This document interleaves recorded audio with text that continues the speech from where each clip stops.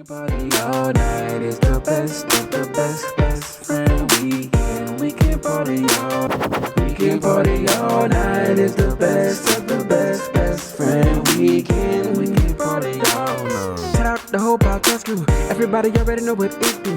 When you really gotta kill it, ain't nobody gonna feel it. When you really gotta tell them it's my crew. It's best friend weekend. We can party all night. We got Ross moving, Lowe's, Rumble, Aldo, Nice is the uncle.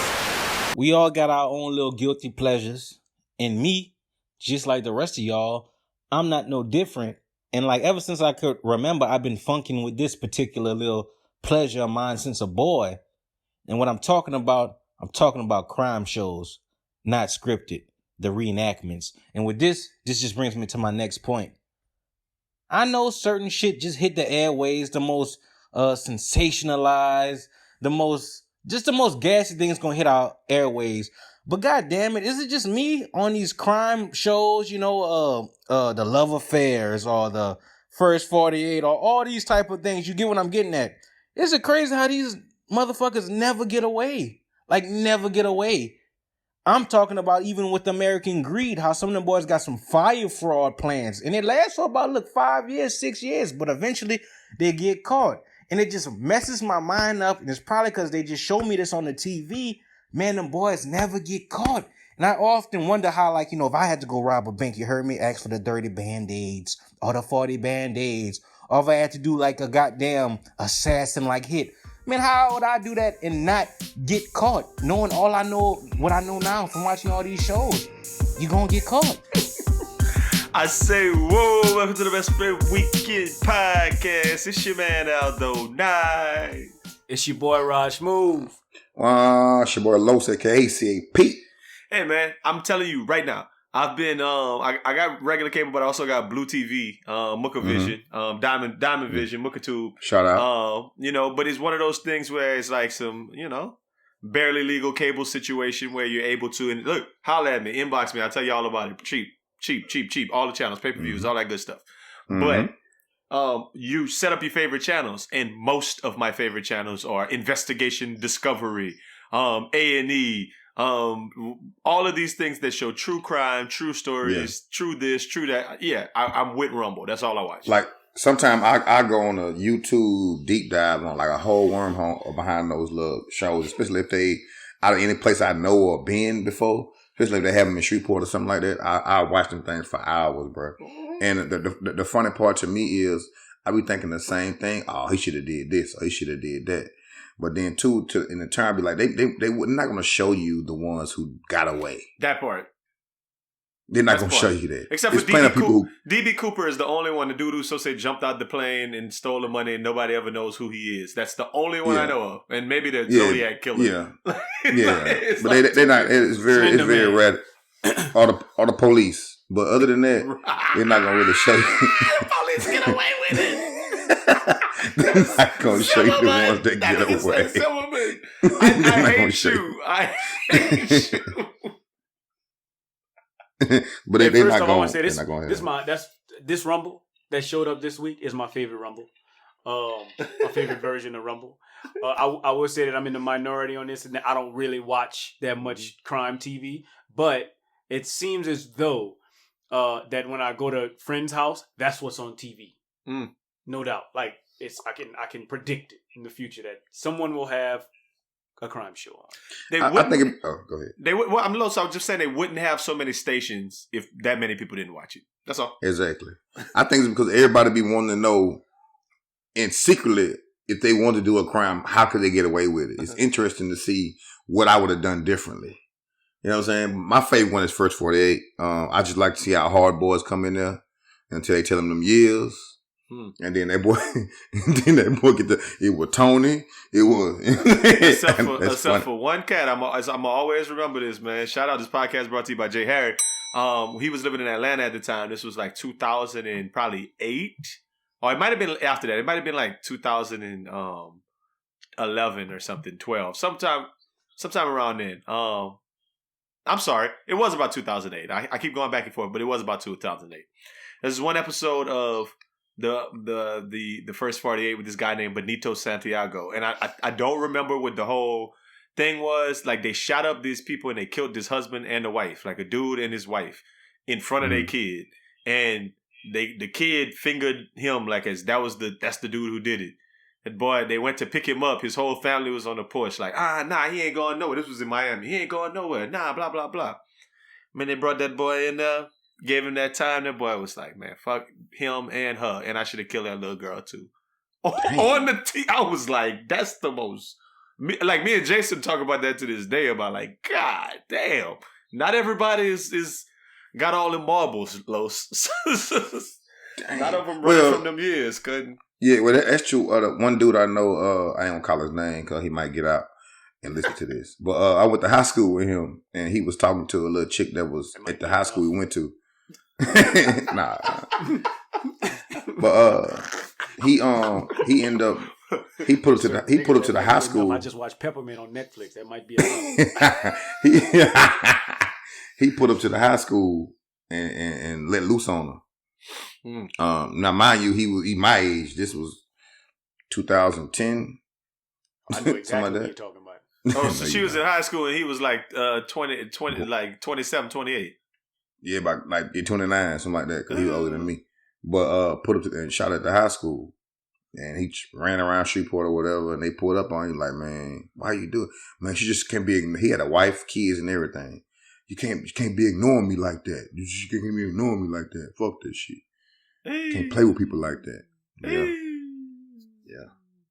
I mean, and I know we went a little dark with it right there, but just kind of like those shows, it feeds into our dark nature, especially First 48, as humans, like our dark nature to be close to some crime and close to some drama and close to death, but far enough away from it because it's on your TV and whatever. Like it's an interesting exercise to see the people, to see the situations that lead to somebody getting killed, how little stuff ends up being big stuff a lot of times, to borrow some words from Roger. And but the diversity of those shows is what comes to my mind, bro. Like Snapped for the chicks who just go ham, or murderous. They got like murderous women, and then they got like killer twins, like I killing the family. They got like crazy stuff like family killers. They got just parent killing kids.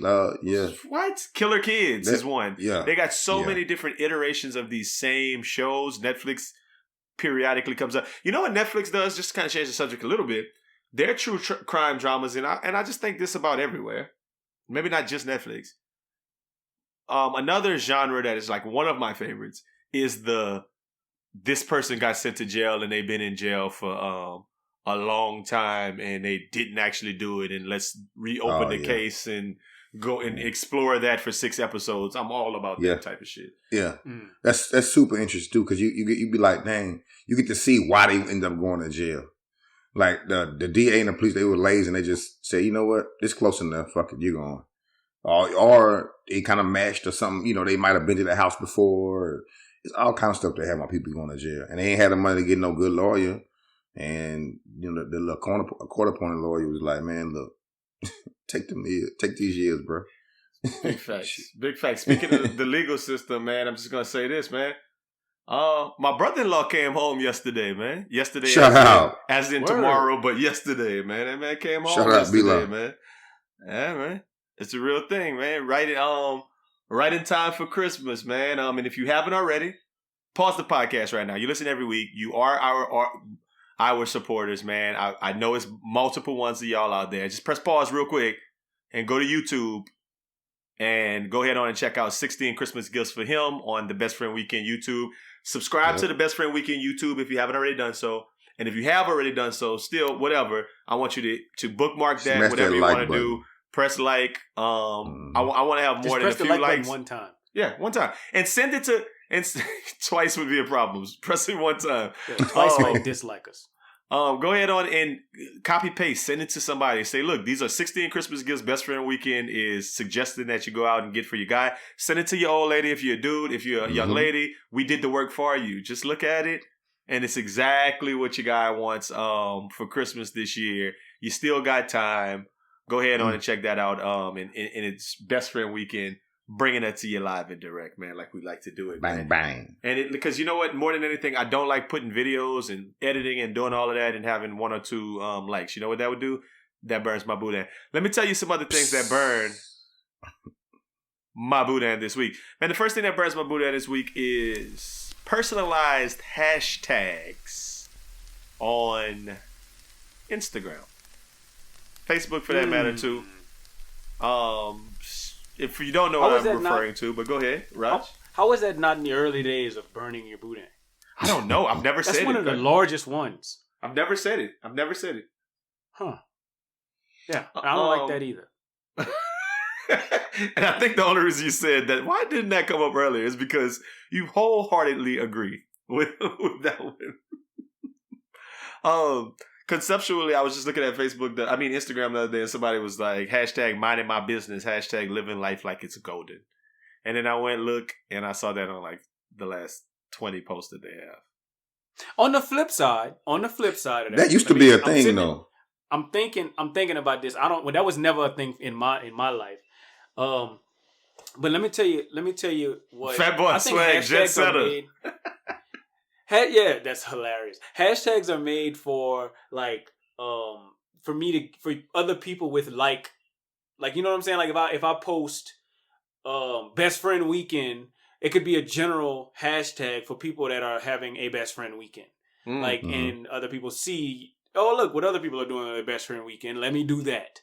That's what I think hashtags are for in general. Or like if I'm cooking corn, I could put hashtag corn or corn pudding. That's funny because you just described the two uses of hashtags that they're actually supposed to be used for. Exactly.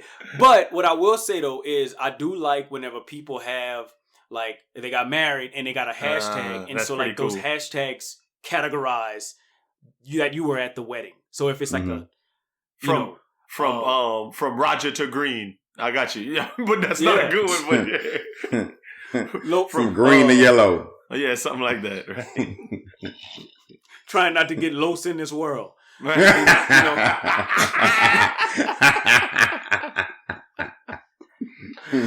had a bunch of other niggas out there, but I went with Aldo.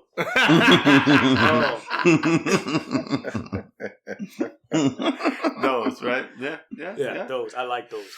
And I like them when it's ironic, just ironic enough to make a lot of sense when it's with their last names. I just don't like when it's becoming becoming Williams. It's like, okay, I get it. You're becoming Williams. You didn't spend.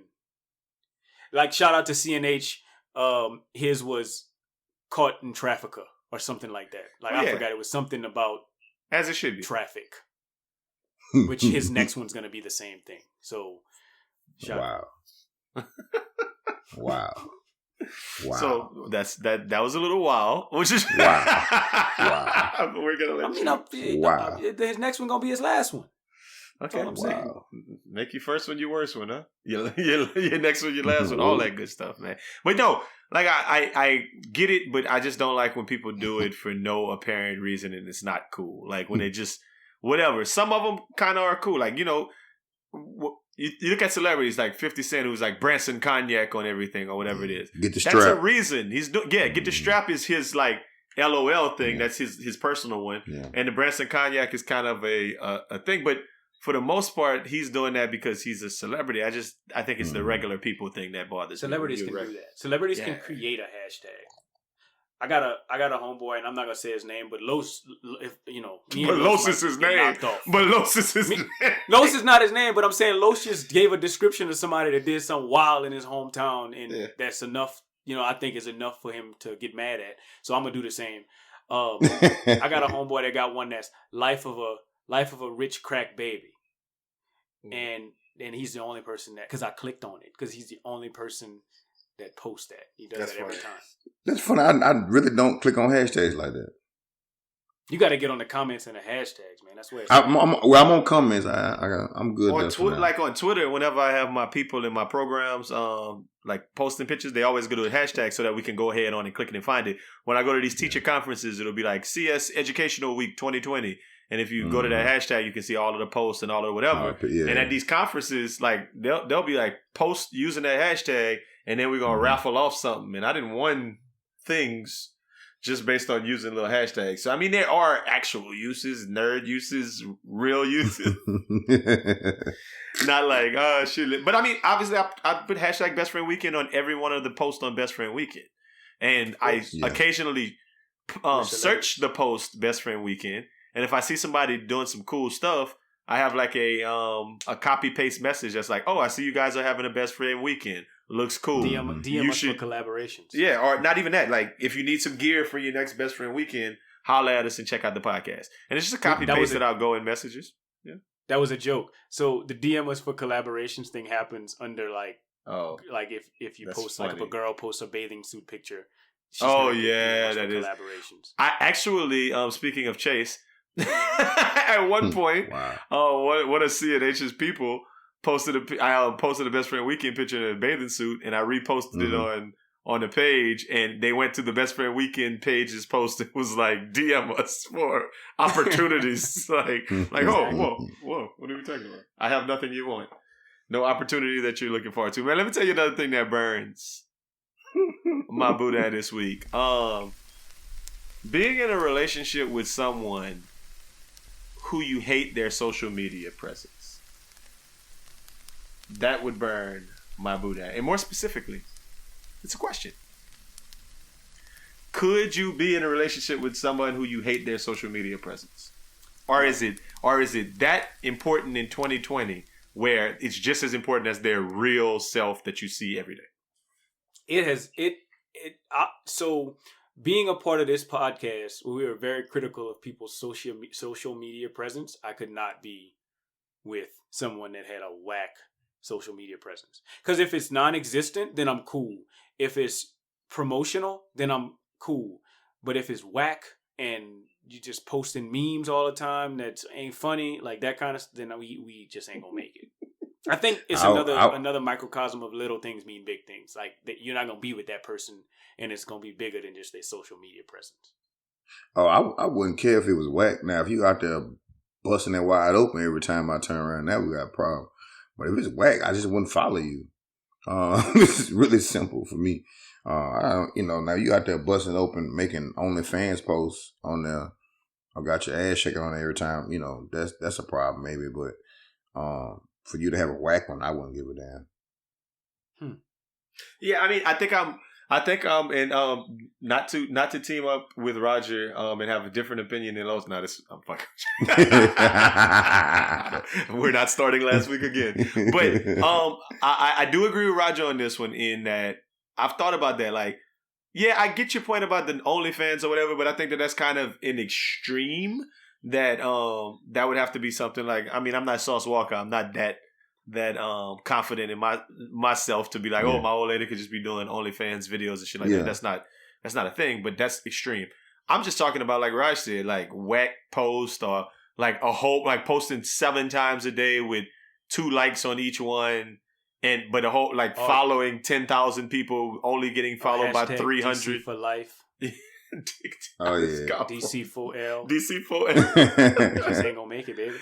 Yeah, those things to me, Los, I think in 2020, your social media persona is it's important. It's who you are. It's your, like, just as much as your in-person persona, your social media persona is something that people will look at, will care about, will judge based upon. And if your old lady got one that's whack, they're like, oh man, your shit whack. Old lady whack. That's what they all she just don't give a damn about social media like that. Like, no, but she does because she posts 10 times. Yeah, that's what I'm saying. Oh, I'm saying okay. I'm saying a whack post on social media. If she posts 10, I'd be like, hey man, that shit's stupid. Stop that. Nobody laughing at this stuff.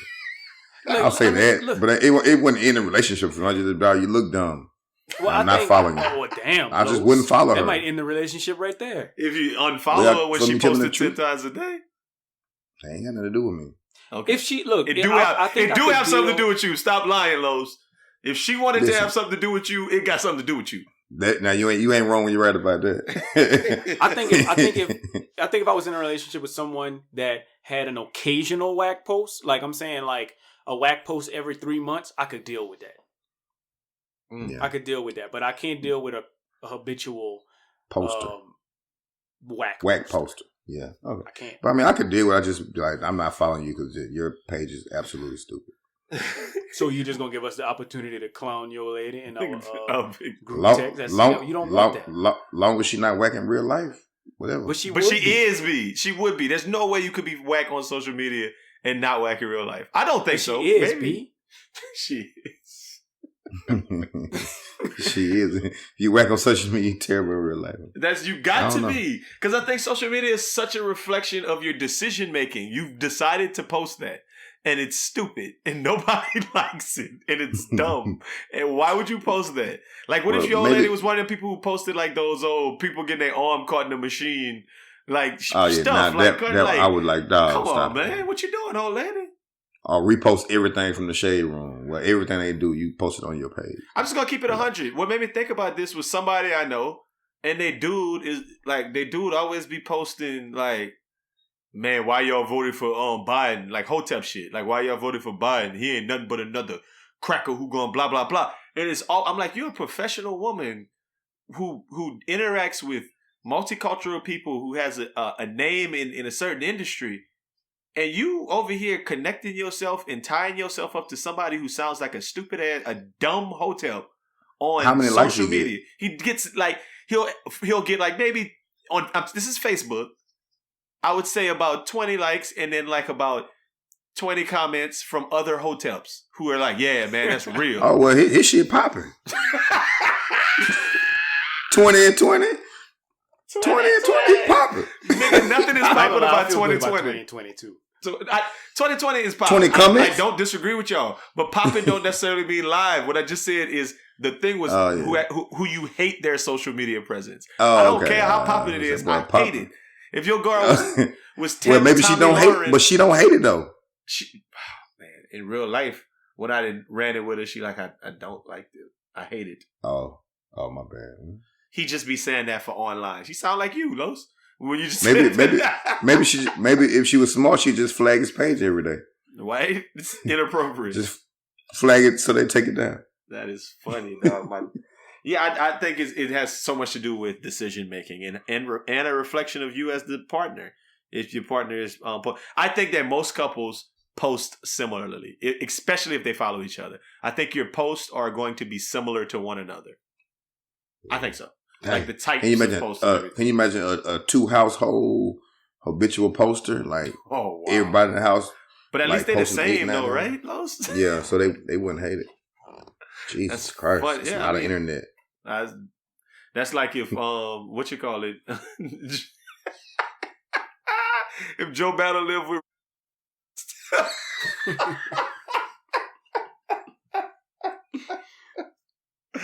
Oh shit! And it was 49ers life insurance, right? That's what you be getting all day in the house. Hey man, let me tell you the last thing that burns my boudin this week. Man, when your dog move, man, that burned my boudin, man. God, man, I can't put everybody's business out there because it ain't my business to tell, and that's my mantra. We had a conversation earlier about not telling your own business and not other people's business. That boy going already? Hey, we're not gonna dip and dive into it, but they don't know what we're talking about. All I'm gonna say is this, and this is a question that Raj and I were talking about because I haven't had been privy to a one-on-one conversation yet. And by the time this podcast airs, I probably will. But my question is, and Raj, you can run a little bit of the backstory about BFW. And then I want to have like a little bit of a grown-up conversation like we were having earlier about what are the conditions for you moving. And Raj, go ahead, run the BFW story for those of you who may not have been here since day one. So man, that's real hard not to tag somebody to that. So anyway, we could talk about that person. I'm talking about the person who moving. You could talk about that person in this story. Yeah, I got you. So shout out to the Graham Store. Graham Store moved to China. Big moves. Didn't see that one coming, but it came, and so in that man's absence, pause. In that man's absence,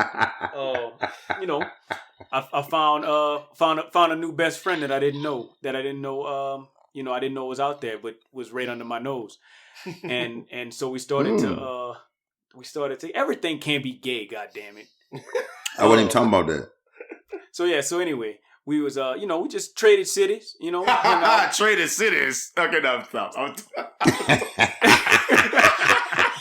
The boys was trading. Oh, y'all was trading cities, huh? Yeah, trading, huh? Knew them boys was good. So started trading cities, started hanging out in each other's city, and started to actually call it a thing. And that thing was called Best Friend Weekend, which is what manifested this podcast. So that's kind of the backstory, the short story. So if anybody Long ever story asked you for the $1 million question, how did Best Friend Week? It was a tongue-in-cheek, spiteful response to our mutual best friend moving to China. So we was like, you know what? We're each other's best friend. So yeah, all of that to say, with our other homeboy leaving and moving, it got us to thinking and having a conversation just about, more than anything, what are the conditions that would make you move, specifically the conversation Raj and I were having about from a major city to a not so major city, to like a smaller town. Like what would need to happen for you to go from, like, let's say Houston or Denver to, let's pick a place like I don't know, Shreveport? Is that a good? I know Shreveport's your hometown. That's not a really good example because of that. There's other things. I'm from there. Mobile. You know what had to make Yeah. to move back home. It had to be a whole lot for me to move back home. Well, I would say it has to be a combination of far and kind of whatever, because that's what we're kind of. I just feel like Mobile, Alabama is perfect. Meridian, Mississippi. I got another one that's coming to mind right now, like a Bloomington, Indiana, Ooh. Des Moines, Iowa, even. Yeah. Like, I mean, whatever. Not to say that those cities are bad, because we don't want to put it like those cities are bad. They're just not one of like the top 10s. It's not New York, LA, Atlanta, Houston, you know what I mean, Chicago, Miami, whatever these cities are. And it's not even that second tier of New Orleans, Austin, San Jose, San Diego, whatever these, Seattle. Cali. Yeah. So what would you need? I mean, because I think we all have something that we would need. Does it start with just money? Does it start with like opportunity? Where do you start with? And I guess, Raj, you've had a little bit of time to ponder on this and sit on it a little bit more than Los. So I'll let you kind of take the lead on it. What would be some things that you would need? I think it would be, for me, it's got to be a combination of things. So like it can't just be money, It's got to be money and opportunity, because I'm not going to just move to a place where, I'm going to make more money, but I'm moving away from the headquarters of a major corporation that I work for. Like, so I got to have money and opportunity, or money and family, or opportunity and family. I got to have a combination of the desirable traits of moving somewhere in order for me to move to a smaller place. So that's, I guess that's my answer. Somewhere between opportunity, money, and family, that I would have to. And I guess if there was, within that family portion, it's not just being close to family. That could be, like I can afford a house to support the amount of family that I have in this area instead of the area that I'm in. That could be a factor too. But I think it would have to be in combination with something else. You mean like cost of living when you say it like that way? I do mean cost of living, but I also mean maybe like space. Like, okay, if I can get a house on an acre here, when normally in Denver I can get a house on a fourth of an acre in my budget. Okay. So, I mean, I saw a little dude that I know from Laurelville, and he's living in somewhere Oklahoma, somewhere off just a town I've never heard of. But it kind of, my thought was like, oh, he's from Laurelville, so that probably doesn't really bother him a bunch to go to like anywhere Oklahoma, because you come from a very small yeah. No, I mean, Laurelville's like probably 800 people or something like that. I don't know how many people live in Laurelville, but like if you're used to that, then you could get an acre of land somewhere else that's, I don't know, cleaner and not the South. Then maybe you'll take that. So we're going with money. Career opportunity is what I'm thinking you went with there. Career opportunity. Family. And I think that we should bundle the fourth thing with location. Mm-hmm. Because, city. Right? Because I know the premise of what I'm saying is moving from a big city to a place that you might not be as a desirable city. But I think if we're just putting all of these things on a scale of like all of these things get a rating and we rate the pros and cons or give them all a scale score, I think city is like one of them, right? Well, it depends on what you're still trying to do.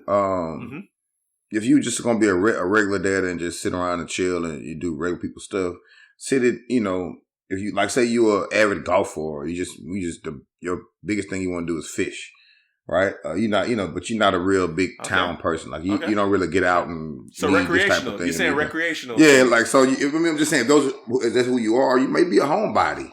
You don't need all that. Some people don't need all those things. But you know what I mean? Los, I think that adds to city, right? If the city is the city for yeah, you, oh yeah, to match yeah, you. Yeah. You're right. Yeah. How the city fits you, right? Yeah. Like I feel like for me, it'll be hard to leave here and go somewhere small because I've been here for so long. Like it'll be totally different for me. It's rough even when I go home. Sometimes I be like, all right, trying to get on back. Oh man, it's so hard to go back. You think it's hard to go back to Shreveport? Boy, it's so hard to go back to New Iberia.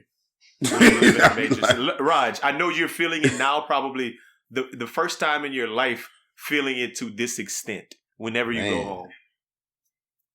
I mean, yeah, I felt it. So, like, my last time going home, being in a city right now ain't the same as being in the city a year ago. Because of COVID. Because of COVID and whatnot. But yeah, for sure. Let's say last year, whenever I went home, I'm licking my chops to get back to the city to be able to do something. Like to have options. Yeah. Because in the B, there's no options. Like. Not even really, like, I feel like the food options are even dwindling back home. Like, I got it's Caribbean ice or nothing. Yeah. Chinese and Mexican, and that's all they got. It's rough. It's only so many days you can sit.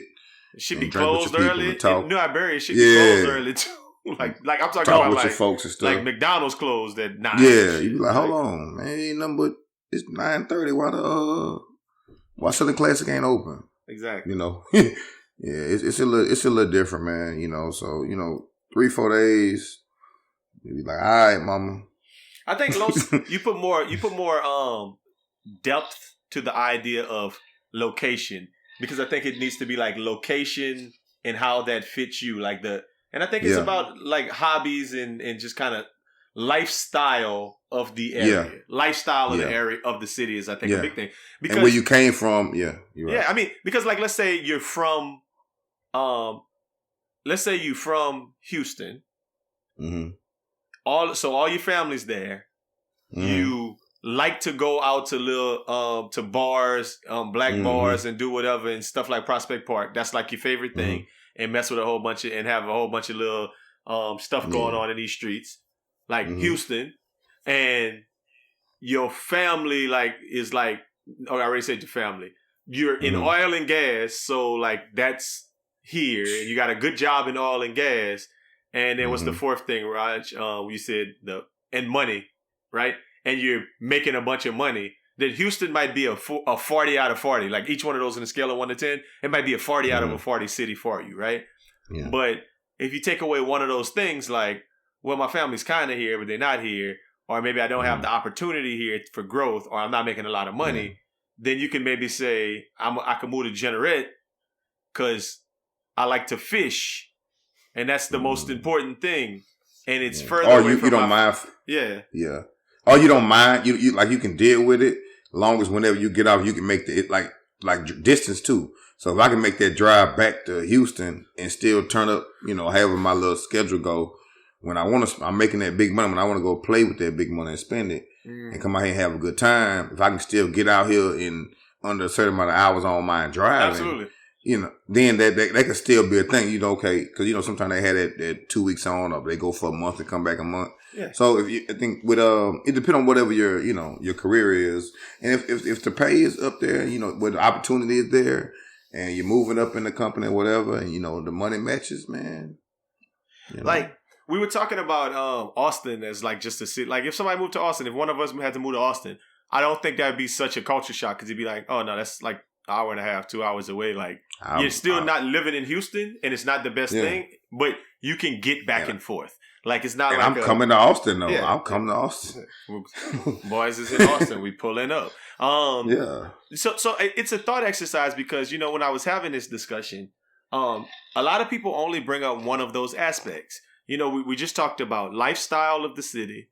We talked about family, and family can mean a lot, Los. So like, if you're from Shreveport but you're in Dallas, that's still high on my family meter to me because you're close to your family, right? Like you can get 2 back hours and forth. away. Even Houston to Shreveport means family. Like you can get back and forth. Like your mobility or your ability to do more in your occupation that you want to be in, the thing you want to do, you can do it there. And then, but people only usually hone in on the fourth one, which is money. They always say, I'll move for money, because when I started having this conversation, and everybody was mentioning to me like, well, would you move? You'd move for like an extra $50,000. And it's funny to me, right? That everybody's so different that I think people's value of money and how money runs their life and how money is a thing is so different for so many people. You could not get me to move to any old city for an extra $50,000. As a matter of fact, you can't make me move out of Houston for another $50,000. That's not enough money. That money is not enough money to make me move. Like there's because you value so much. I value so much other stuff. Exactly. That 50 on that for 100. You know, and you know what's the funny thing? Like, Los, you're a little bit more privy to my financial situation and kind of how things go. 100's not enough. 100's not enough. 100's not enough because you got to think about all of the streams of revenue that you got. And 100,000 is just not. It's not going to make me just move because that's uprooting my life for an arbitrary number. And I just don't think that. But I think that money is the one that everybody wants to talk about, but I don't think it's that, because just as important are opportunities for upward mobility in your job. And it's just kind of like that trade-off of, can I be away from family and friends and such, or, lifestyle. And have all that money and be depressed. Not everybody. Some people. That's a lot of money to be, for real, because you got to realize the way we move and stuff, like your outside your money is where you get a lot of your happiness. I mean, we love money and all that stuff, but the things you do and what the city has to bring and the location that we live in, all those things help bring you happiness and peace. And if I don't have my happiness and peace, bro, I ain't, you really can't put a number on that sometimes. It's crazy because it's like, could you make twice as much and go live back in your hometown? And I'm like, okay, I make twice as much, I go live in my hometown. It'll be really cheap to live there. I'll be really close to my mama and whatever. But I would be leaving every weekend trying to go somewhere. I get. Exactly. I was thinking that. And I'll spend all my money on airplane flight. I would do it. If it was double of what I'm making now, I would move back home and I would just be moving around a lot. Like I'm saying every single weekend I'm off, or it don't even matter. If I'm off for 2 days, I'm out. Man. I'm out. Like if I got 2 days consecutively off, I'm going somewhere. We know a lot of people like that from our hometown who always showing off like pictures in Atlanta, pictures in DC, pictures in Houston mostly. I got a cousin like that. Yeah. Who y'all? Houston mostly in your contacts. Hey man, what? Perhaps you met one of these. Is that my phone talking to me? Stop it. Oh no, it's my watch. Okay, relax. Watch. My Apple Watch. Relax. There you go. All in my business. Did you say you're moving? We have. I pull up my Instagram. It's nothing but U-Haul and everything else ready to go right now. Huh? Movers. 3 brothers. So I mean, like we said, formally and whatever. We firmly believe in the idea of, and I do specifically, of doing what's right for you. Just kind of mapping out the pros and cons of things. And I mean, I would definitely street for 400,000. Yeah, I can't do it. I can't move to Asbury. Like Raj, we are different in that regard. I can't go to the B for that. It hurt, boy. Just how everything currently set up, I can't do it. Maybe at one point in my life, absolutely. At 24, I ain't at got 28, no friends at home like absolutely. that no more. I could go. That's funny. Oh yeah, 30. Not my age. Los, you just made an extremely important point to me. Raj, family means family and friends to me. Mm-hmm. So, Raj, if you move from Denver to Houston, I think you wouldn't feel like you're losing anything. I think you'd feel like you were gaining family and friends. Like that would be, it would go up, right? I'm gonna be honest with you. Like, I have no clue why I haven't moved to Houston yet. Like, seriously. I mean, I'm being serious. Like, Denver came, the opportunity to move to Denver came, and I took it because and what I would tell people, just long story short, is that I just was tired of passing up opportunities, and that was the opportunity that I decided to take. Mm-hmm. You know what I'm saying? Like, the opportunity to Houston, it pretty much is always there. Like, it's kind of easy to move to Houston. I feel like everybody gave Houston a try. Like, everybody changed their Facebook. Their Facebook lives into Houston at one point in time, and I never gave it a try. And I feel like if I would have stayed, because it would have been fun, no doubt. And I think even to this day, it would still be fun. And yeah, for sure, yeah. If I moved to Houston, it would be not as fun as it would have. It would have not as fun as it used to be.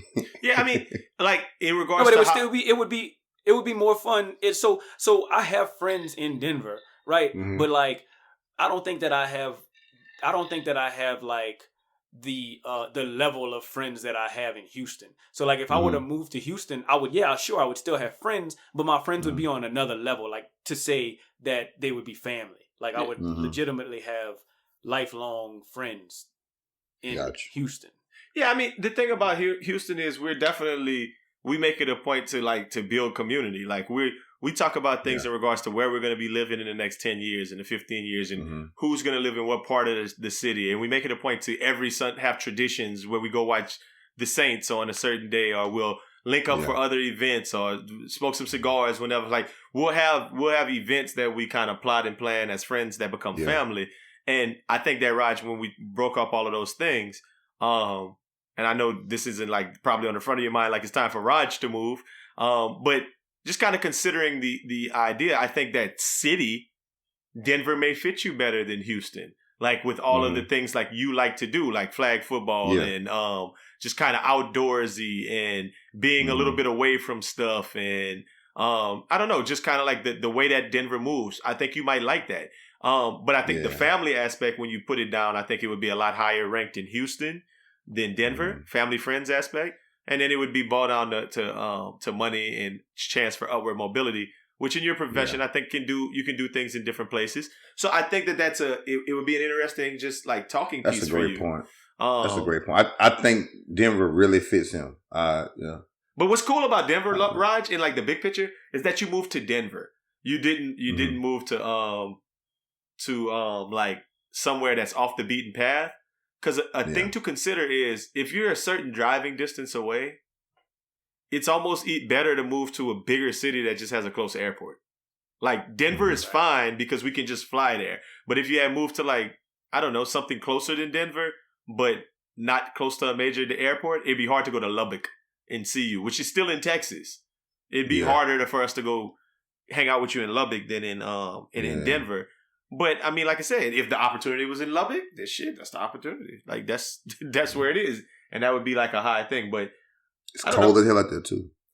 I mean, a lot of our friends and listeners have moved to different places before, but it's just an interesting thought exercise because, like I said, we're gonna miss our dog. But not like they're going nowhere; they're just gonna make it happen, man. And in the meantime, we will be doing our same thing in Houston, specifically at Ito Hand Car Wash. From the first 10 minutes of the first conversation on the first episode of the Best Friend Weekend podcast, we've been telling you about Ito Hand Car Wash. Man, Jay Harry and the fam been servicing, detailing, and shining up y'all cars in East Downtown Houston for as long as we've been doing this podcast. Black owned and operated. Yeah, you heard that right. Black owned and operated, Ito Hand Car Wash has been the standard of an operation that uplifts the community and provides the service that we need every day. A quality hand car wash by good people. Listen, man, if you haven't been there yet, I don't know why. We've been telling y'all for years. What I gotta do to convince you? Oh, okay, check it out. I got you. If you show up to the wash and give the discount code Best Friend Weekend or Wash Daddy, you get 10% off your visit. So we're hooking y'all up. Besides that, if you follow them on IG at EADO Hand Car Wash, you can find out which day of the month the Ito's food truck will be popping up. Oh, I didn't mention they had their own recognized and awarded food truck on location with an authentic South Louisiana and Tex-Mex menu. Tuna and nachos, stuffed bread, crawfish tacos, all that, man. I'm getting hungry just thinking about it. Man, stop what you're doing. Go to your Google Calendar, make an event, and plan to come through Edo Hand Car Wash this week. 2919 Leland Street in East Downtown Houston. Edo, revolutionizing the hand car wash experience. If you're looking for a Sunday fun day with some nice little social distance, everybody got their mask on 6 feet away with the brass on. And we got them drinks up, the food truck open, and they washing cars up. Get your shine on. Come down to Edo. We all family and we masked up. Man. Hold up. Edo. J. Harry made the perfect analogy. He said we went from spending a bunch of money at Prospect Park one season to spending less money with less hookah at the boot the following 2 seasons to now we had to wash every week, making money, chilling, sitting outside in our own little social distance place, watching the game. So I mean, if you're in the Houston area, we didn't set up every weekend over the last 3 weekends. Every Sunday we've been at Edo, 2919 Leland, out there selling Best Friend Weekend merch. The food truck been open. Car wash is open. We just sitting there chilling in a social distance fashion, listening to some music, kicking, watching the cars. Saints win. Yeah, watching the Saints win, watching the cars go by, man. So feel free to come on. We was watching some football last week, and we were actually talking football last week on the podcast. We talked about Vanderbilt and how they had that kicker, the lady kicker, and we kind of had our heated debate about that. But I think they found a better kicker for Vanderbilt, man, and well, I guess I don't know if she could play for Vanderbilt or not, but you know, Mara Gomez has become the first transgender woman to play in Argentina. So via San Carlos striker Mary Gomez has become the first transgender woman to play football in Argentina this week. She got the approval to play and started in their 7-1 victory. They won 7-1 this week. Well, yeah, how many goals that thing? I mean, she. I don't know. How many goals did they have? Her quote is in Spanish, so I can't read it. We celebrate and accompany this enormous step on the road to expanding rights. Congratulations. That's what somebody gave her a thing. It wasn't magic. It wasn't a gift. It wasn't easy. There was a life of fighting, suffering, and sadness. There was a life on the edge of death and a broken heart. Many obstacles had to overcome to revert the past. This has only just begun. Today I breathe. Today my soul returns to my body. Football came to my life at a time when I really needed it. It came at a time when I was struggling psychologically because of discrimination, exclusion, and I saw this as therapy. I realized that football could be a style of life for me. I don't like men playing. I don't like that though. See, no disrespect at all. But what I was wondering is, what was she doing before she got assigned to the Argentine team? Like, was she on the male Argentine team? Like, was she like what was she doing? Like, when was she a good soccer player? Like a good male soccer player. And how good? Like what did you ride the bench and you wasn't that good on the male team and then you was like, you know what? Stop it. Okay. I'm just saying, like I don't if you like say you was all the professional. It hurts. You can't. Just saying, dog. You can't. I don't like it, dog. I mean, you could not like it. But like you saying that like if Russell Westbrook was actually feeling like he might have wanted to be transgender or somebody, not Russell Westbrook, that might not be a great idea. Example. That's extreme. But like somebody who was a little soft around the edges actually was effeminate. Yeah. And that man just couldn't get on the field. Like, I mean, on the court. Like somebody in the G League.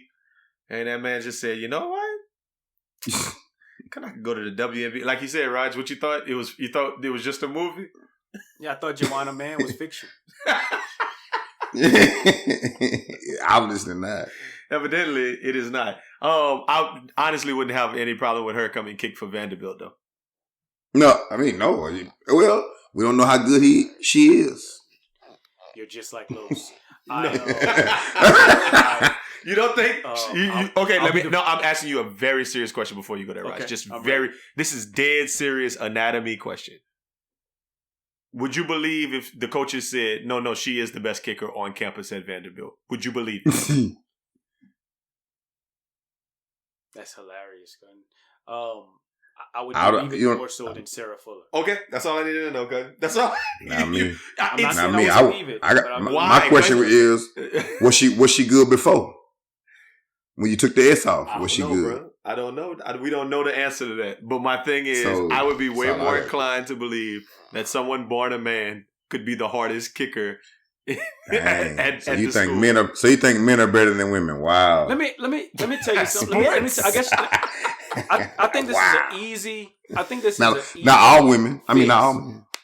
I think this is an easy fix. I saw that Amazon today had a pharmacy. Amazon has a pharmacy. And so I was like, oh, let me check this out. So I filled out all my information. And one of the questions it asked me is, what gender were you at birth? Mm. I personally think that that's the same question that we should ask people when they decide to compete against other people. Like, I really think that I could shine for the Swedish national women's team, soccer team, or basketball team. Put me on the basketball team. I think I'll be cold. You're too Like I short. just personally do, and that's just my confidence. I'm not saying nothing against. I'm trying not to say that at least. I don't think that it's fair.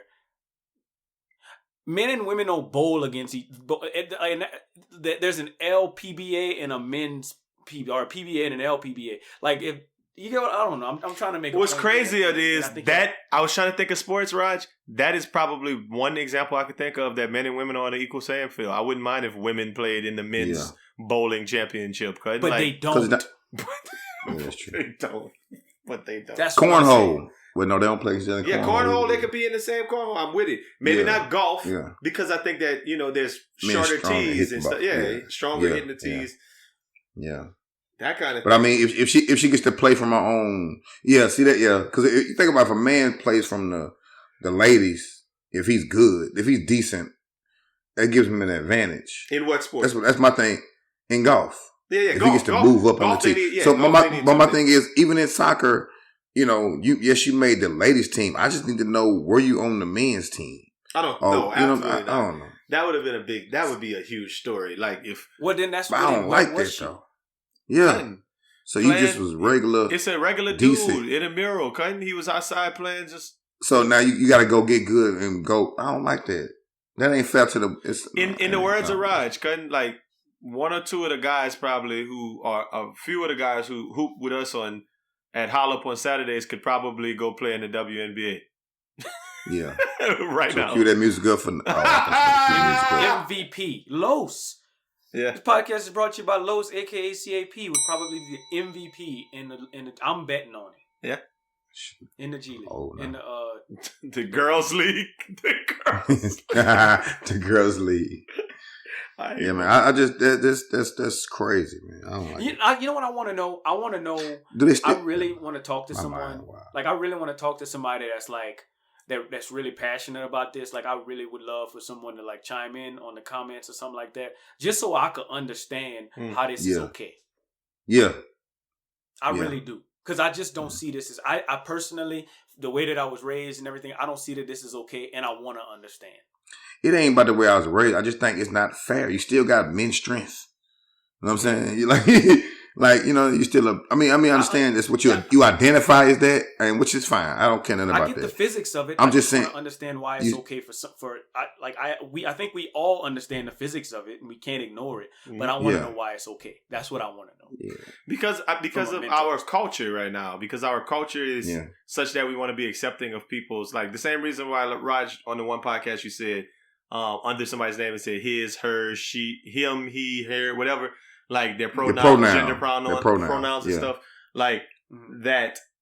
There's a place in our society where we're politically correct. We want to be inclusive of Mhm. all people, which isn't a bad thing. But I think that sometimes it's it not at hits all. an extreme when we kind of lose a little bit of common sense in that way. Yes. Like I don't mind if a Yes. woman like Danica Patrick drives race cars. Because No, nobody she's tripping not on like that. the race car is doing the work. I don't care if a woman's a Yes. horse jockey on like Nope. on running the Belmont Stakes. You just got to think about some common sense in regards to when men and women physical strengths would be Yeah. different, and then be like, nah, that's probably not okay to let a dude go play. Or go box women and wrestle. That's Well, happened and then though. what They got MMA. Terran Fox, something like that, is an MMA fighter. yeah, What like I this. also Come on. want to know is like, at what point does it just become a co-ed league? Like, and then how do I have to look? Like, do I have to look like a woman, or do I just have to say, it's like that bathroom thing we got going on? You know, like I can use whatever bathroom I want. Well, like, can I just play in whatever league I want? Well, let me tell you something. The one person I thought about, Raj, is like this woman. You remember this woman who was like a racer from like Africa, like a track and field star from Africa, and they was trying to take away all of her medals because she was like, they said she was born with another chromosome. Britain. Oh, Yeah. was it? It was something like that. But they wanted to take a DNA test on her Yeah. to find out Her, if she was yeah, I born know with a you're talking chromosome. And that was the one situation I was like, man, if she was born with an extra chromosome, and let's say she got both, let's say she got a man part and a woman part, man, she didn't dealt with enough in life. Let her run against the goddamn women. Yeah. Who cares, dog? Yeah. I don't care. It's not fair to y'all. So what? Beat her. Like that part, I don't care about. Like, but if someone because she's not beating them girls from Jamaica anyway, so and she didn't go have a change, a gender reassignment surgery she's to herself. be able to Yeah, play. exactly. It was like Exactly. just that's how she was born. Like leave that woman alone. Yeah. But if Yeah. you're not born that way, I think that, like Raj said, it's what you kind of put on the thing in athletic competition. I think is Yeah, you can't switch it up to go be good. That's my problem. Switch it up just because you want to switch it up. That's fine. I don't care about that. But don't switch it up. You're gonna try to be a professional athlete when you wasn't one already. Like I don't like that. That's just my personal opinion. Bruce Well, Jenner I'm would just have been. I mean, shit. I just really have like. I think if I was 21 at this, He was the at truth this- as a man, in though. 2020, if I was 21, I think I would at least look into what I got to do to get in the WNBA. You know, like I'm not saying I would go through with it, but I think I would look into it. Like, why not? So if they said you ain't had to cut nothing off or whatever, you just got to identify and change all your stuff to it or whatever. I'm doing it, and I'm hooping. Because you can go overseas and be a millionaire. I don't want to necessarily. I just want to play in the WNBA. I don't have to go damn. nowhere. Would you start in high school, or would you like go to college and start with your female career? Would you go to Rice? I mean, yeah. So cue up that music, cause I ain't coming nice. You know they say if you can't say anything I nice, knew don't you say was trying anything to at get all. If you can't say something nice, don't say nothing at all. Nothing nice to say without no nice. Ain't nothing nice. So it was 1998. You know, back in the day, we was in a band room at New Iberia Senior High band class. We used to kick it. I mean, when it wasn't in no kind of season, the band director would be in there. He'd go outside, smoke his little cigarette. He'd come back. We play spades at the table. Learn my little spades chops there. Kick it. Watch some old videos or some whatever, and just be hanging in the band room, whatever. So this one day when this big burly white dude in band decided to pour some piss in one of the dude's tubas because he didn't like him. So when he blew his tuba, he had piss in his mouth, and he was like, he had to get a hepatitis shot. It was a whole bunch of shit. It was like, boy, I got suspended. It was a whole lot. It was a lot. I would have beat his ass. But little dude, he poured the piss in his tuba. He didn't do nothing because he wasn't about that life. So that prompted an investigation to where, unbeknownst to me, you know, I was a drummer, you know, played in percussion, and in the drum room in the back, there was the white boys in the band used to piss in class and shit, and they would do it in like what do you call those gallon things or like milk things, and they would cap it and open the ceiling in the band room and just put it up there. Nobody knew this was happening except for them. So eventually they found this out, and they had to get like janitors, and everybody had to clean it out. And it was this big shit where a bunch of people got in trouble, and then it was like literally big shit. It was big shit. Then it was like no more watching movies, no more spades, no more nothing, no more. It was just sitting there like having to actually work and listen to music, literally whatever. And it's like, damn, this was like the part of the year in band where we just chill. Literally, a class I go to chill every day. Mm-hmm. So the idea was they got a lot of people I like. They got a lot of people I love. and a few people, or should I say a few things that I hate. And one of those things that I hate and always is going to hate, and for the rest of my life I'm going to hate, is when people ruin things for everybody. Mm-hmm. So I read a story on Yahoo earlier that brought that same feeling back up for me. That feeling of like, why somebody got to ruin this for everybody? And the topic was, or the quote was, Pornhub ends unverified uploads and bans downloads. Listen, bro. I don't know how you like to do your porn. Everybody does their porn different. Some people like amateur. Some people like big tits. Some people like ebony. Some people like Latinx. Some people like MILF. Some people like moms teach sex. People like a lot of different things. Some people like stepbrother porn. Some people like midgets. Some people like pregnancy porn. Some people like large cock.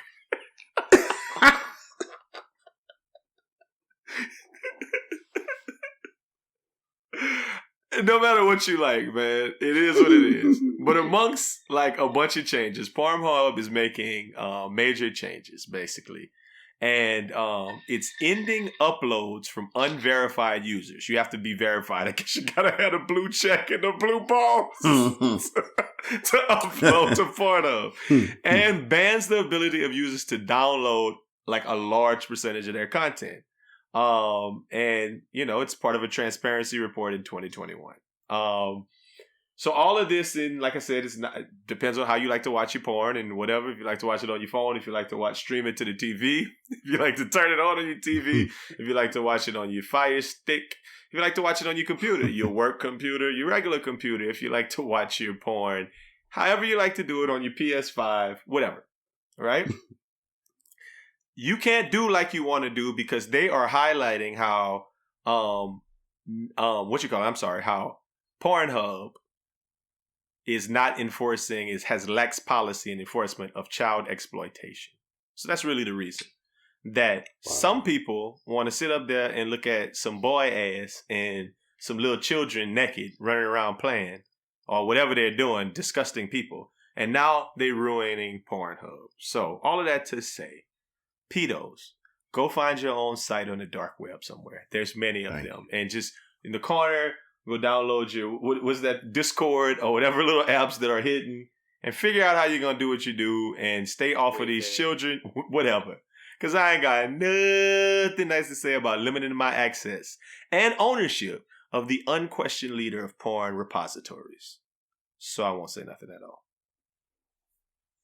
You know, you know, 22. It's fucked up when you start fucking up porn sites. Like free when you can literally fuck up a free porn site because you want to be a disgusting nasty ass dude. I hope the little white girl come get you and knock on your door and put you on camera and tell your wife that that's what you've been doing, nasty motherfucker. I didn't know this was happening, but I'm not a downloader. So at one point in life, I was a downloader. Right? Early on. Yeah, when I had to download, I downloaded. Yeah, I don't have to download more. It's still there. It's gonna stay there now. So yeah, it's just I don't have a blue check neither, but balls. Just blousing. Jeff Blousers. Jeff Blousers. I mean, so I don't think this is gonna affect my household. So I'm cool. I agree with you though. Yeah, I mean, I don't like people that mess stuff up for everybody as well. Because I feel like that's the first step. I feel like the next step gonna be like, oh well, now then we one step away from being Japan. And for those of y'all who on that porn like me, what do I mean by that, Raj? Please tell me you know what I'm referring to. Censor daddy. That's censor daddy. Just so stupid. Blurred it out. Blurred that thing out. Blurted it out. It's not porn, man. This is TV. It's a commercial. This is a regular commercial. What do you mean?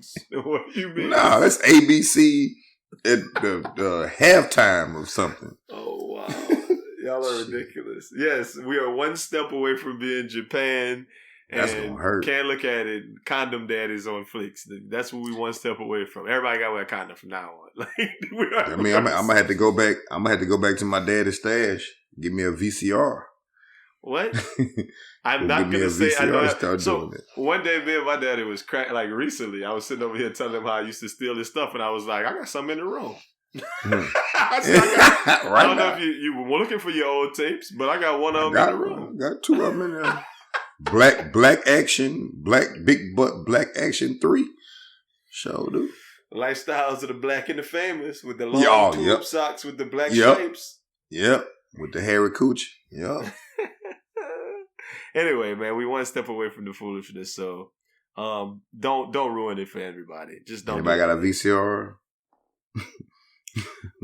Y'all out of line, man. One other thing I want to talk about. I was gonna talk about LSU and all them players who quit, but it is what it is, man. That's part of the culture. The last thing that I want to talk about is just one other story that I'm just gonna throw it out there because it's got some poignancy to it. New York City like closed all of those schools recently and had everybody going to remote learning. And as of a story that broke yesterday, it says that Mayor Bill de Blasio he's got an effort to reopen New York City classrooms. And it was like a lot of things going on. But as schools have reopened this week, the mayor has found himself in presiding over a starkly unequal school system in which many white families have got back to the classroom while most families of color have chosen to learn from home remotely. There are nearly 12,000 more white children returning to public school buildings than black students, even though there are more black students than white children in the system overall in New York City. I mean, Los, you're in education. What are your thoughts on that? And Raj, I want to hear your thoughts on that kind of idea. Well, first, it seems like it's a family's choice as part of it. That's kind of how they're framing that. But just what are your thoughts? What I see now, I know people who work in private schools. Like when they return to school, they're doing it actually the right way, taking temperatures. They have the fiberglass surrounders. So one more thing, they said public schools right here. Public school. Well, that might be a family choice, but I do know in Texas, in my district alone, we're missing like 3,500 kids. Where my district is predominantly black and Hispanic. So that's like a family. I get your point. So like where in different parts of Houston, Texas, are different school districts. Yes, and they are actually going to the correct measures to get it done the right way. So more affluent districts is bringing them back, but y'all I get you. Yeah, it was like we're bringing them back, but you just like, I can speak for some people's schools. I know they're not checking temperatures. Kids have on mask, but they're still putting in a classroom that normally had 25, 30 kids close. They're saying it's 6 feet apart, but you're still packing 16, 20 kids in that classroom. So there's no way you can be 6 feet apart. They're not buying enough supplies where everybody can have their own supplies. Just a bunch of different factors in those things. So it depends on like where those kids are going to school and how that money and those taxes are set up and what their school budget is to how they actually going back and doing it. I think a lot of black families, their school, not, I won't say every black school is doing this, but, they're not able to do it, just not even doing it the right way, or not being given the resources to do it the right way. And, once your parents ask a couple of questions, if you have any good sense, you're like, you know what, I'm not putting my child in a situation. You know what I'm saying? Because I know you're going to catch COVID. Like, literally, the nurse texted me while we've been on the podcast and just told me 2 cases confirmed. I wanted to share something with you, Los. I did something with a group of educators earlier today. I showed them this graphic. And it shows like it's kind of a little motion thing where when you scroll, it shows that a classroom with one teacher who has COVID, and then it's like over the course of, however long the class is, that X amount of students are going to get it if they're sitting in a classroom. Period. And then it's like, if the time is cut in half that teacher is in the classroom, then this is how many would have got it. And then if the windows were open, well, this is how many would have it.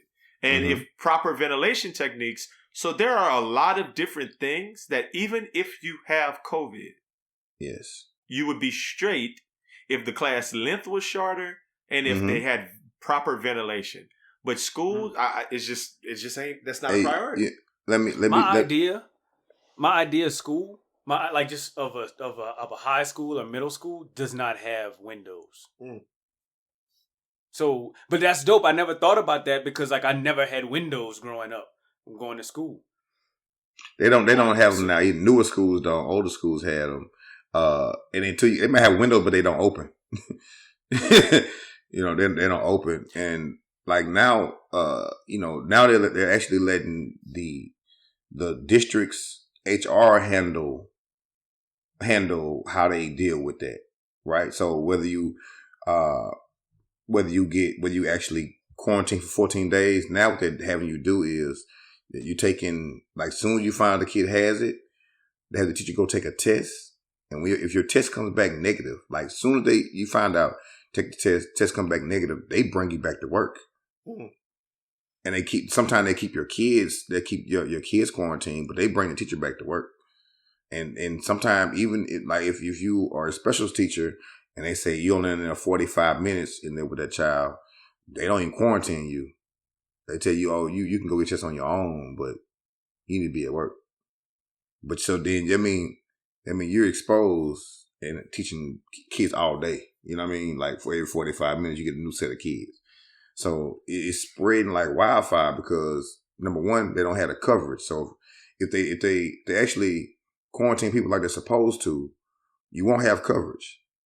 You know what I mean? Like, you won't have coverage. So it's a bunch of different factors that plays into that. And the majority thing of it is that money and how you actually doing it and setting it up. Money and that people who actually go out their way, and it costs money to get it done right. Because, you know, like you said, ventilation, class times, those things. How your teacher is set up. Do you have the plexiglass thing for your teacher? No. For the kids? No. Windows? Absolutely not. We got pods. So you have, and it's an open classrooms concept. So it's 9 classrooms in that one pod with no doors in there to the classroom.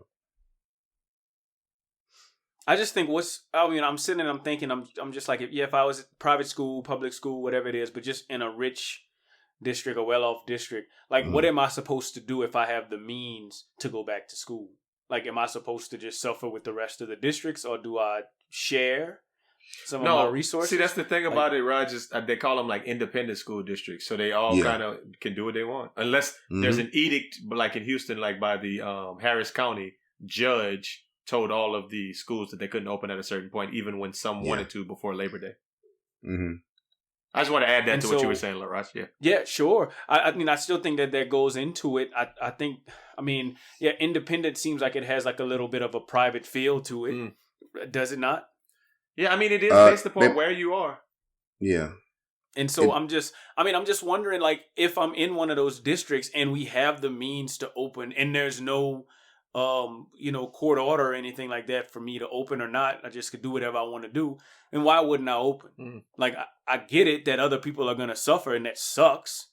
But what am I to do? I mean, I guess I could be noble, like I said, and like we just maybe try to get some coalition together so we can share our resources. But do I want to do that? Like, I might just enjoy the fact that I was prepared to, I don't know, like it sucks, but I might just enjoy the fact that I was prepared to open back school. Well, that's the thing about, I think that's the thing about schools that, and as a educational leader, I can speak to this, that on a district by district case, everybody's not qualified to lead a district. Every superintendent's not good. Every administration's not good. And then you take a step back. Every education secretary for every state's not good. They don't have good plans to put all of this together. And then we take even one step further. Artie something, I don't remember his name was. Artie so-and-so used to be on like all of the, Raju would probably remember this, all of the celebrity basketball games for like All-Star Weekend. And he was the director of education in the United States. And he used to hoop on like the games with Kevin Hart and whomever else. And now it was Betsy DeVos under the Trump administration, and she's horrendous. So there's no leadership from the top down when the pandemic happened to make national decisions. Not that every state would follow every specific thing, but part of what the Trump administration was on was using go back to school, let open up our schools, open up our churches as a figure way it to out. try to like get votes and get people on their side. So they weren't trying to figure out the correct way to do it, the right way to do it, whatever. They just was like, open them up because you need to open them up. We need to go back to church and we need to go back to school. That's all it was. And go ahead.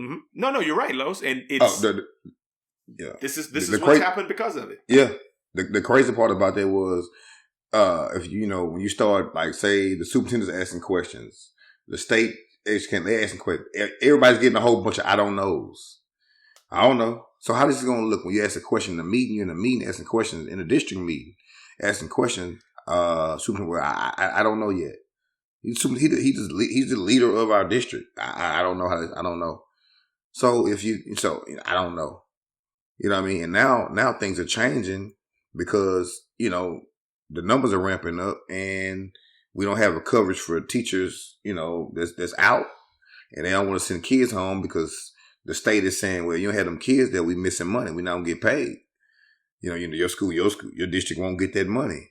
And so now it comes the superintendent's making a choice, whether your life or do I keep people jobs in the district? You know, so it's like I was saying, it's levels to this shit. You know what I'm saying? It's levels to the shit. And I think everybody is dropping the ball. And, you know, you would think they had all summer to figure this shit out. You know, they kept monitoring COVID and they said we're not going back. I just feel like it's a solid week meeting, man, to figure this shit out. And the government said, all right, we're gonna give y'all this amount of money to get these resources. And the doctors in there saying this is what you can do to make it safe or safer if y'all gonna go back. You know what I mean? But some smart people could have figured this out. Some smart people could have I definitely think so. Or you keep older kids at home and spread everybody out amongst the schools. I've been saying that. That's been my thing from day one. Yeah, exactly. Keep the old kids at home. But I mean, it's something you could have done to make this safer than it is. Like now it's literally us in like hot. Like the whole pie was hot in one of the pies today at work. It was hot. No AC, nothing blowing. But you still got kids in there. They eat lunch in there. They mask off. You can be in there 30 minutes. They eat lunch with the mask off. If a kid tests positive in there in that classroom, they're gonna tell you, "Oh, it was only 30 minutes. You wasn't exposed. You good. If you was in the back of the room, you straight." You can go with tested if you want to, but you know, whatever. So it's a bunch of fuck you going on, to lack of a better word, bro. It's crazy right now. Well, I just want to make sure that we touched on something that was real, and a lot of people have been kind of talking about it and this phenomenon.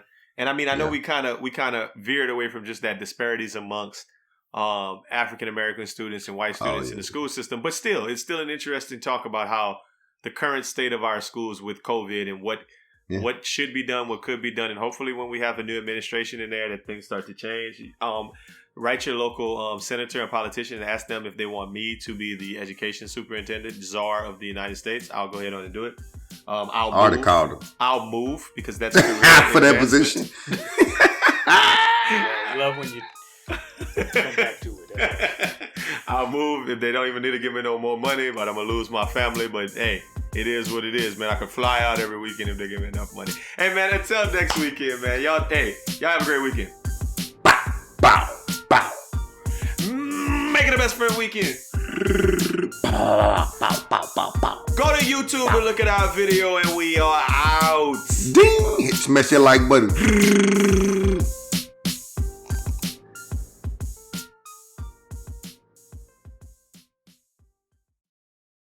Let me ask you a question before we start that rumble. How many times dry you have to wipe yourself before you don't see brown? I go. I'm a wet, dry guy. No, I'm not asking that. Oh, you really? dry. No, hold up. That's in this world. Wow, that was just the wildest thing I've heard someone say to me. Lo, she said you start wet? Yeah, I start wet. Ooh. And then I go dry. What you talking? Would that man might have that cake? No, I can't even wrap my head around. Starting wet, cutting wet. Wet could be so messy depending on what the Well, that depends too. Is, huh? But lately I've been the little vitamin I take. It ain't like if I have a blowout, then I got to go dry. You know what I mean? But you've been clean. You've been clean lately. Yeah, I'm gonna stay clean. But I'm In saying, and out. you know, yeah, it been nice and thick. You know, come out there my cool. God. Raj, I didn't think that question was going to elicit that response in me, but my first thought was just like, wet? Every time? It just depends. Like since they've been so clean. Okay, to answer your just thought I question, would. Roger, probably about 4. 4? Yeah, 4. All dries. You know what I'm thinking to myself? If we just answer, man, we just like wet or dry. Couldn't that could be an easy drug conversation too. What you started on? Couldn't that wet or that dry? That's funny. Oh, couldn't it? I usually go wet for a couple of months and then dry. That From go out dry. there. When they get bad. Raj, I don't know what your answer. What was my answer supposed to be? 4. Cutting 4 is what I'm coming with. I don't know, couldn't I feel like mine would be 30. 30. Well, then I think there's another sub question there. How many sheets each time? Yeah, you would. Oh, couldn't I always use a nice little handful, like a little Kobe? I would say about 8 or 9. Basketball Yeah, handful. it would 8 or depend on the 9, ply too. 8 or 9 sheets? Depend on the ply. Cause if you at work, Maybe you it's wipe 6 it to forever. 9. No, yeah, them little work daddies. See, I probably Because Yeah, there's no 16 sheets. It's just a sheets. big long daddy. Yeah. Oh, and with the teeth? Yeah. Yeah, the one at work hurt, boy. You got to be careful though. I don't ever let the little dispenser break it with the teeth at the work. Oh I no, pull it out straight down and then I rip it with my hand. My hand, because I yes. feel like they got poo flakes all in there. That's- So the next nigga get a little owl on. I'm fine with it. I'm fine with it. I'd Fine rather with that than some of that whatever on the bottom of that on them teeth. Because I Touching Al butt. know they don't never clean that little them teeth. The teeth don't never They get scrub. clean. If I was a cleaning lady or cleaning man, I would not. I would always miss the teeth. That's too much work. That's gonna damage my little sponge and everything. Yeah, I'm I not already washing got to clean the bathroom. The last thing I got time for is to clean some fucking teeth. Since y'all on the subject of foolishness today, real quick, I think those in the toilet bowl covers that be in bathrooms are the worst full of shit. invention ever. Cutting. They're not even the size. They're not even the size of the thin. toilet. They're not the size of the toilet. They got a And- big middle piece you got to punch out. Yeah, Come on, I never man. understood that part. And if you like, you know how you be one that the automatic flush daddy. When you put it on there and you go to turn around, that bitch flush and that motherfucker go down. So you be almost about to rise the seat, and you have to stop mid sit to get back up. You about to do what to see? Rise it, raw butted. You know, you raw butt seats. Raw. You did say you. So let me. Hey, look. I got two new developments as far as the bathroom goes. The to me the best thing. So I hate wearing a mask from a physical standpoint. It does not feel good to me to wear a mask. I still do it though. I'm not an anti-masker, but I don't like doing it. But I love the fact of wearing a mask in a bathroom, specifically a public Yeah. public It helps stall, out. like a public urinal. Yeah. It's the best. So you plan to And then continue the other that? You thing plan to is- continue that after COVID? I mean, it's not a bad We're gonna idea. keep him a random Probably mask in not. his pocket just in case that shit in public. Probably not. That would be cool though. I like having it because sometimes I go like if they only got one urinal left and a big nasty dude just left from it, I'll put my face in my shirt. Any dude leave from out of there and put my face in. So well not if he fine. But so the other thing is spray hand sanitizer. Now y'all know all I said you gotta have anything wet and you can spray and wipe it. That was my directions of going raw dog on the seat. Yeah. Now, since we got spray hand sanitizer, I spray hand sanitizer on the toilet seat and feel better about sitting on it raw dog. No still ain't botulism, no corona, no nothing on that thing. No huh? AIDS, nothing on that thing. Got it. That's gone. I got it from the feel like toilet hand seat. sanitizer do the justice. I still gotta have at least a one story. Even if I do that, I gotta have a one story. Shit. It's too slippy, man. Well, you could just work on your quads and just like do that the wall squat. But then you're splashing. y'all splash. No, that's why you put toilet paper in there first. I just found that out. I was this years old when I found out if you put toilet paper first, you don't splash.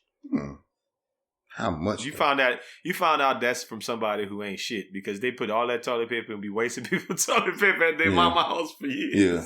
And all the shit stopped up. Not your mama house. We're talking public. Oh, etiquette, okay. right? Well, my The quads ain't that splash strong. don't concern you. Like if you're at your mama house and you splash or your own house, it's just fine. That's just a little That's bit. my splash. That's a little bit of water. Just a little bit more water.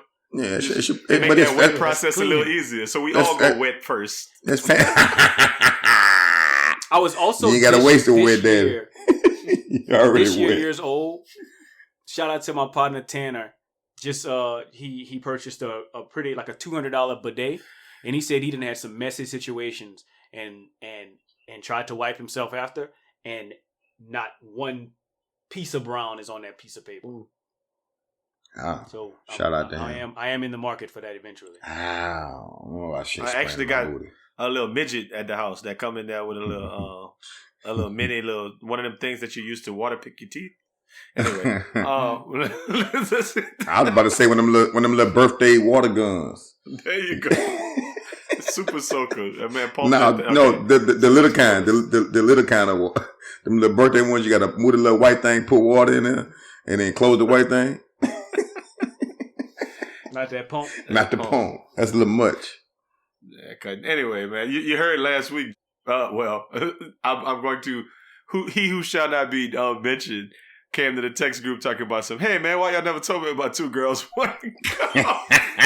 No way. Yeah, You're in that text group, Raj. Right, Sometimes I get to that text group and it's got 100 text messages in it, and I'm just like, I can't. It was a whole event. I can't go backwards. And entire CNH event. CNH was like, "Don't do it. Don't do Reconsider. Read some Man, he was watching it real time, telling us like, "Man, what's so bad about it? Yeah, man, what's wrong with it? Oh, it's just 2 chicks, blah blah blah." And then all of a sudden, oh no! No, he said his exact word was like, "That girl must ain't shit for a month." Yeah, that was next level. Scream Sunday. Yeah, shit scream Sunday.